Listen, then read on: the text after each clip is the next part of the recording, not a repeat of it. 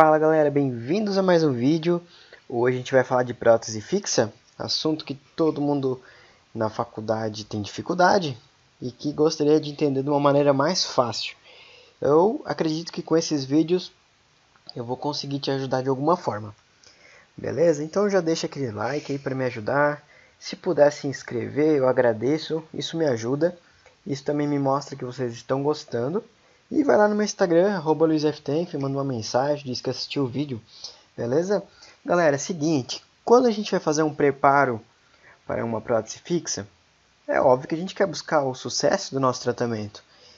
E quando a gente quer buscar esse sucesso, a gente precisa alcançar uma longevidade da prótese, ela precisa durar por vários anos, é a nossa preferência, né?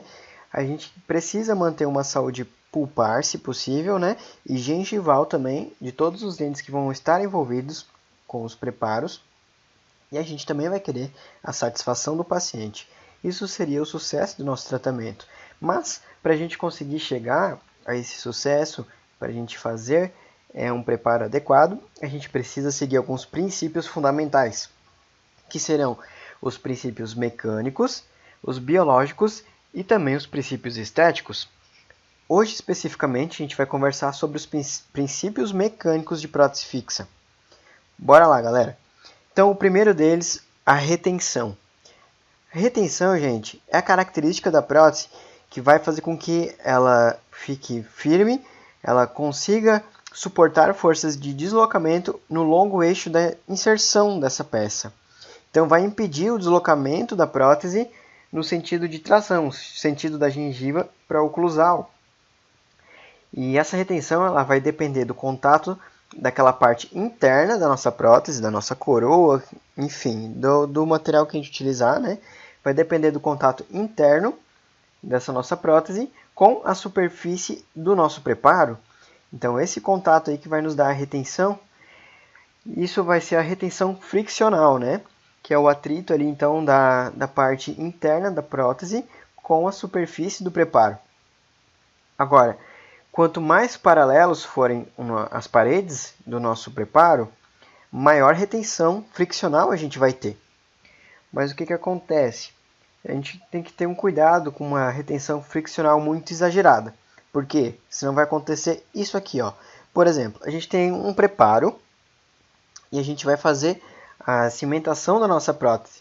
Agora vamos imaginar que esse preparo aí, ele ficou muito inclinado, essas paredes do preparo ficaram muito paralelas entre si. Então, pode ser com que o cimento ele não escoe da forma correta.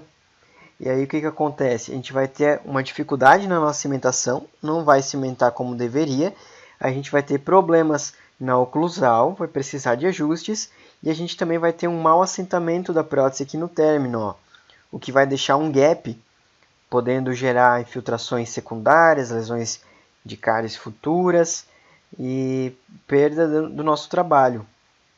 Então tem que ter esse cuidado com a retenção friccional. Ainda falando de retenção, só a retenção friccional por si só, ou só o agente cimentante que a gente utilizar, o cimento, não vai servir como forma de retenção. Os dois têm que trabalhar unidos. Então a gente precisa da retenção, mas também precisa do nosso cimento. Por quê? O cimento ele vai escoar pelo nosso preparo, atingindo micro retenções, fazendo com que a prótese ela fique bem instalada, bem encaixadinha sobre o dente. Tá? Então, por isso que a gente precisa ter um preparo bem feitinho. O ideal é que ele seja as paredes paralelas entre si, porém com uma leve inclinação de 3 graus mais ou menos de cada parede. Tá? Então, tendo essa leve inclinação, o cimento vai escoar de uma forma correta aqui e a gente vai ter então a retenção friccional e vai ter também a ação do nosso cimento. Agora é o seguinte, quanto maior for a coroa clínica de um dente, preparado, mais superfície de contato a gente tem, obviamente. E com isso a gente tem mais retenção. Mais superfície de contato, mais retenção. Por outro lado, se a gente tiver uma coroa clínica menor, uma menor área de preparo, a gente vai ter uma menor superfície de contato e também a gente vai ter consequentemente, uma menor retenção. Então, para isso, a gente pode utilizar meios auxiliares, como canaletas, pinos, e fazer a cimentação com um cimento dual, que ele seja fotoativado e também tenha fotopolimerização química, tá?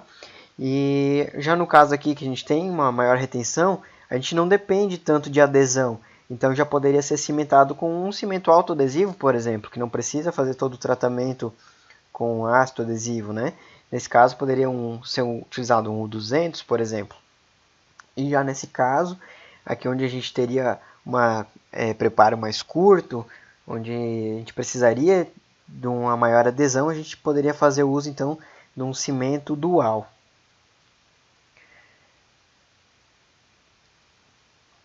Ainda falando de retenção, nós temos que avaliar o plano de inserção. Então, quando a gente for fazer o preparo, a gente precisa controlar a quantidade de desgaste.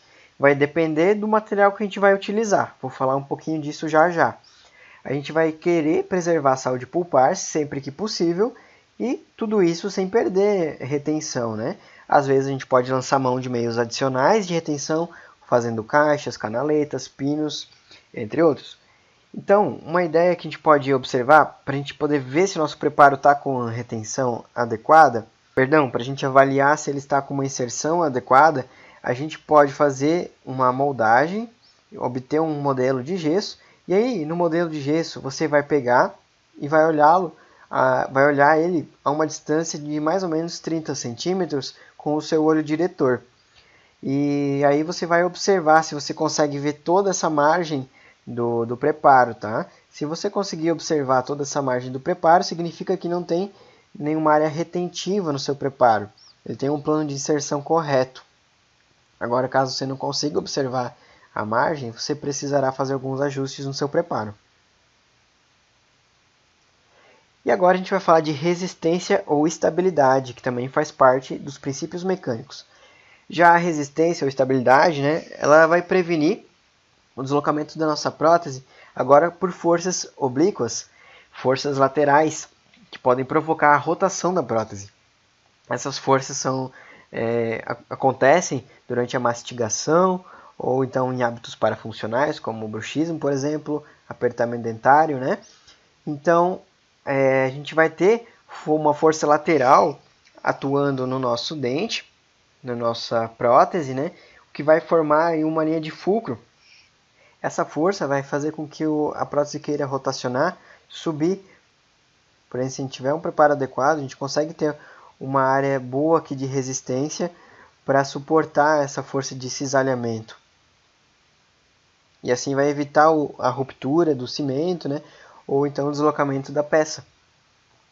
Então é o seguinte, a largura do dente preparado ele tem que ser no mínimo igual à altura. Então a largura do dente preparado tem que ser pelo menos igual à altura, para a gente conseguir ter essa resistência ao deslocamento quando a gente recebe uma força lateral. Nesses dois exemplos, a gente tem coroa clínica um pouquinho mais curta que o nosso primeiro exemplo, porém, a gente pode dizer aqui que está mais ou menos a área do preparo, ela está mais ou menos igual à altura do preparo. Isso vai fazer com que a gente ainda tenha uma resistência ao deslocamento da prótese. Agora, nesse caso aqui, a gente tem um preparo extremamente curto. Então, a gente tem uma coroa clínica curta. A tendência, quando a gente receber uma força lateral, é com que essa prótese acabe rotacionando e acabe tentando ser deslocada, tentando sair. E para isso a gente pode lançar mão, então, de canaletas que vão auxiliar aqui como uma forma de retenção, evitando o deslocamento da prótese.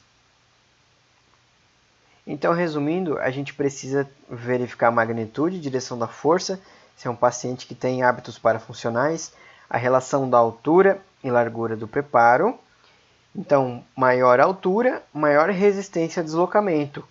E largura maior que a altura, maior raio de rotação, mais fácil de deslocar. Então, a altura ela tem que estar pelo menos igual à largura, tá? Como a gente acabou de mostrar. E a integridade do preparo. Então, a porção coronal íntegra ela vai resistir melhor a essas forças laterais do que aquelas que são parcialmente restauradas ou destruídas. E agora, a rigidez estrutural. Rigidez estrutural nada mais é quando a gente faz o preparo com a espessura adequada para o tipo de material que a gente quer receber. Então, se a gente for fazer um trabalho só em metal, vai ser uma espessura. Se for fazer metal com cerâmica, outra espessura. Se for fazer cerâmica pura, é outra espessura. Então, a gente precisa fazer um preparo com espaço suficiente para cada tipo de material, desde que ele resista, para ele poder, na verdade, resistir essas forças da mastigação, e também não pode estar comprometendo estética e o tecido periodontal. Às vezes um dente escurecido a gente precisa preparar um pouquinho mais para o protético conseguir mascarar essa cerâmica, ou o material que a gente for utilizar. Então o desgaste vai variar de acordo com a necessidade de estética e funcional, com o material que a gente vai utilizar. E por último, a integridade marginal. Na integridade marginal, a gente precisa ter a nossa prótese muito bem cimentada, bem adaptada, com a menor linha possível aqui de cimento. A gente não deve deixar, se a gente provar a prótese e ver que tem um espacinho, não faça com que o cimento preencha esse espaço. Tenta deixar o menor possível. Então a prótese precisa estar muito bem adaptada, porque se a gente manter aqui uma área de cimentação, uma linha muito grande, esse cimento vai estar exposto à boca, que é um ambiente desfavorável, tem bactérias, pode parar a placa bacteriana e vai levar à desintegração desse cimento com o tempo. Então é super importante essa integridade da margem, que fique bem assentada a peça e a gente faça um bom acabamento, um bom polimento e um acompanhamento, evitando retenção de placa e cárie secundária. Beleza, galera? Próximo vídeo a gente fala sobre os princípios biológicos. Já deixa o like, se inscreve aí e me segue lá no Instagram, @LuizFTenfen. Abração!